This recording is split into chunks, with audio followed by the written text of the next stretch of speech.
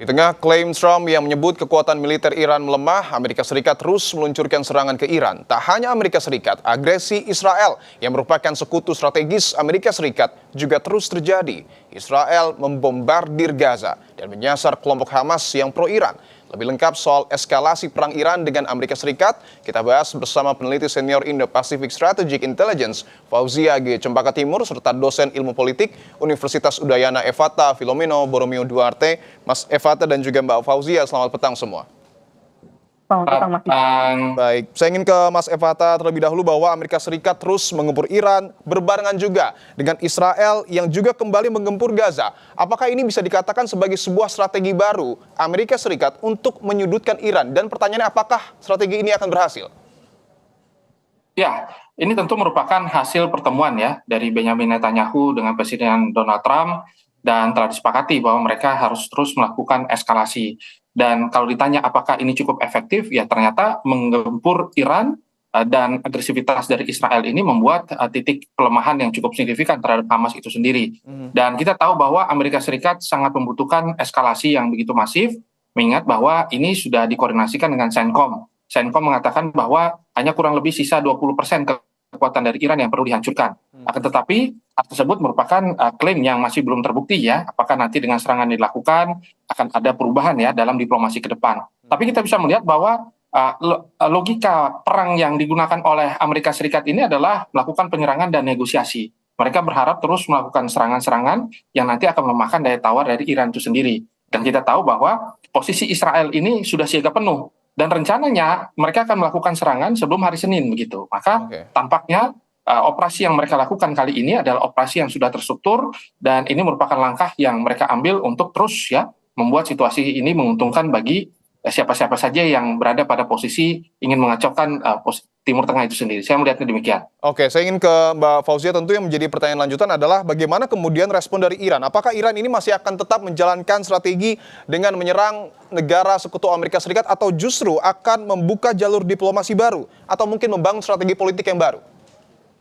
Tentu kita tahu bahwa memang secara diplomatik masih berjalan ya, masih negosiasi di balik layar atau di balik panggung. Namun kita harus lihat juga bagaimana Iran ini sudah melakukan serangan balasan. Setidaknya saya mencatat satu laporan yang menyebutkan bahwa Iran ini sudah meluncurkan satu serangan ke Ahmad Al-Jaber Air Base yang berada di Kuwait, begitu, yang namun menurut Kuwait juga berhasil untuk diintercept begitu ya, drone ini gitu, dan dibilang bahwa hanya merusak beberapa bagian saja begitu, tidak ada korban atau bahkan kerusakan yang cukup berarti. Namun kita lihat bahwa memang aksi agresif yang dilakukan oleh Iran ini memang dilakukan untuk meretaliasi dan cukup terukur begitu ya, Mas. Namun kita lihat ada sebenarnya layer lain, Mas, dalam konteks serangan yang dilakukan oleh Iran, yaitu dalam konteks retaliasi atau pembalasan di Selat Hormuz, di mana kita lihat bagaimana ada dua tank begitu ya yang dianggap memiliki afiliasi dengan Amerika Serikat ini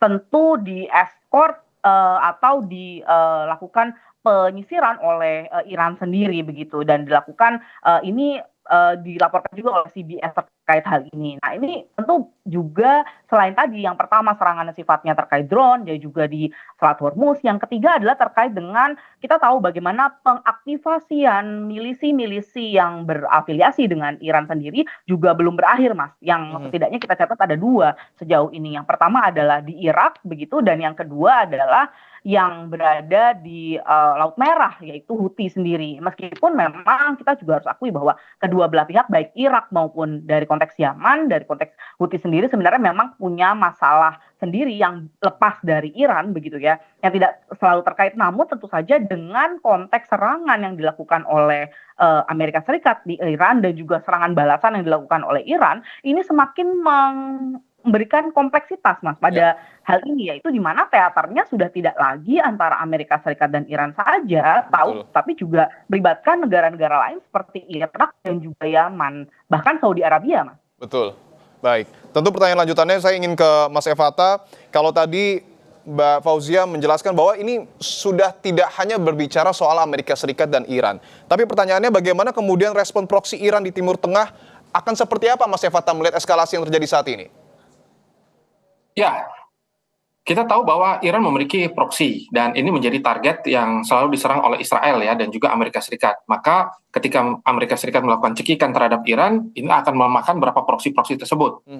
Tetapi perlu kita pahami bahwa proksi-proksi ini juga tidak satu komando dengan Iran begitu. Mereka juga memiliki otonomi dan otoritasnya masing-masing. Kita tahu bahwa Bab El Mandeb yang ditutup oleh Houthi yang diklaim ya bahwa mereka melakukan serangan berapa kali ya dan juga mengacaukan Selat Arab itu sendiri, akan tetapi hal tersebut tidak dikoordinasikan ternyata dengan Iran ya.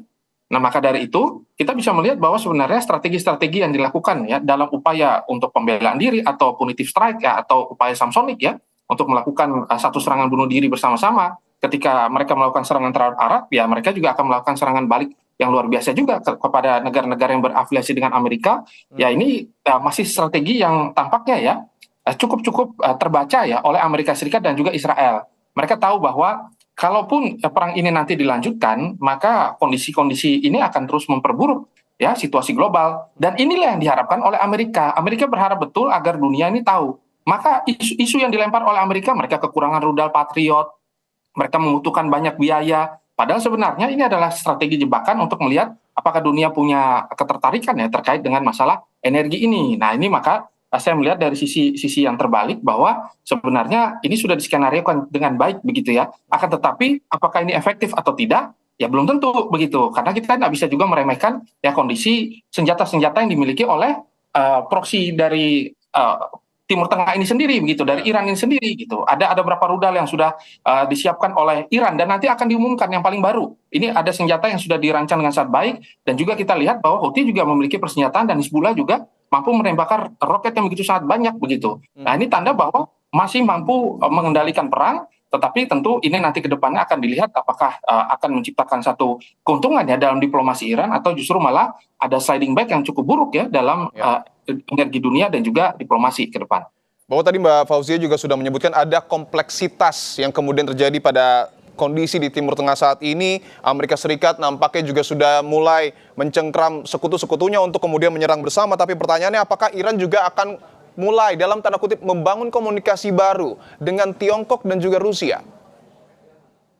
Iya Mas, satu hal yang memang kita lihat bahwa yang berbeda dari periode Juli saya bisa bilang serangan kedua pasca gencatan senjata adalah bagaimana ada statement langsung dari Tiongkok begitu pasca ada serangan yang dilakukan oleh Iran sebelum tentu saja waktu kita tahu beberapa hari ada 5 hari di mana itu berhenti serangannya. Nah ini di mana dari Kementerian Luar Negeri Tiongkok ini mengeluarkan statement yang mengingatkan Iran untuk memberikan stance yang lebih masuk akal dalam konteks kontrol terhadap Selat Hormuz ini karena kita tahu bahwa sumbat yang paling besar dari gencatan senjata atau bahkan Memorandum of Understanding antara Amerika Serikat dan Iran ini adalah terkait dengan Hormuz begitu.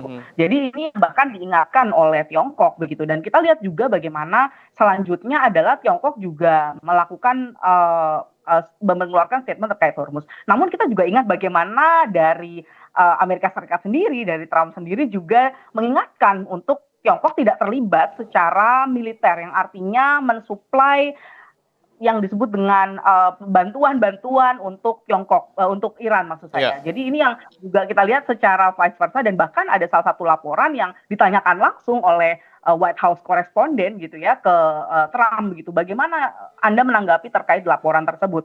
Nah, Trump secara nyata langsung membalas bahwa jika Tiongkok melakukan bantuan atau memberikan bantuan maka ini akan sangat mengecewakan begitu ya dengan hubungan yang baik selama ini. Nah, itu tentu memberikan tekanan-tekanan pada Tiongkok untuk tidak memberikan bantuan baik yang sifatnya seperti radar begitu ya atau satelit atau bahkan bantuan yang sifatnya militer seperti misil terbaru atau bahkan jenis-jenis alutsista lain yang akan membantu Iran dalam serangannya, Mas. Oke, untuk Rusia sendiri Mbak Fauzia mungkin apakah akan terjalin komunikasi dengan Iran?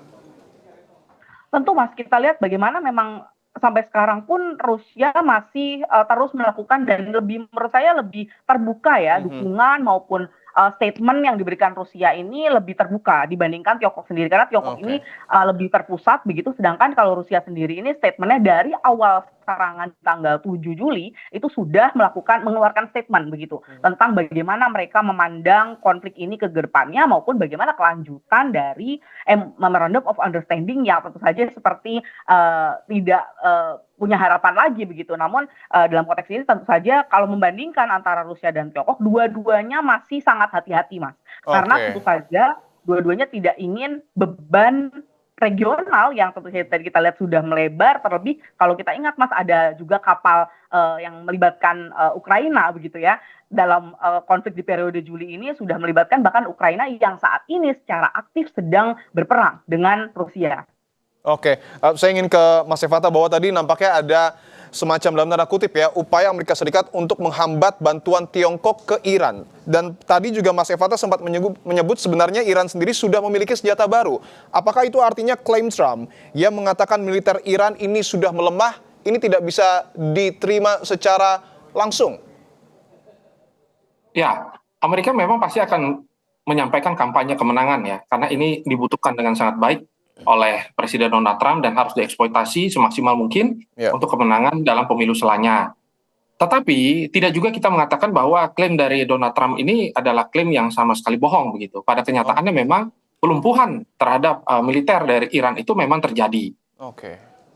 Faktanya Iran dengan cerdiknya menyembunyikan kurang lebih 70% persenjataan mereka ini itu di bawah tanah begitu, yang menyebabkan data-data yang diambil oleh Amerika Serikat adalah data-data yang terbukti mereka telah hancurkan, tetapi regenerasi kemampuan militer dari Iran ini yang sangat luar biasa.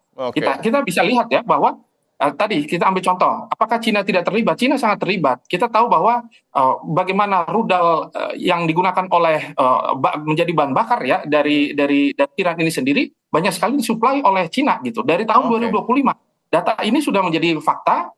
Bahwa dan yang terbaru Cina juga menyampaikan keberpihakan mereka. Mereka sangat mendukung bahwa Iran harus melakukan pembelaan diri dan mereka sangat mendukung kemerdekaan ya. Mereka sangat menentang apa yang disampaikan oleh Amerika bahwa mereka ingin mendominasi Iran. Nah, di sisi yang lain juga kita melihat bahwa Rusia ini ternyata memiliki persenjataan yang hampir sama dengan Iran. Nah, ini dibangunnya di mana?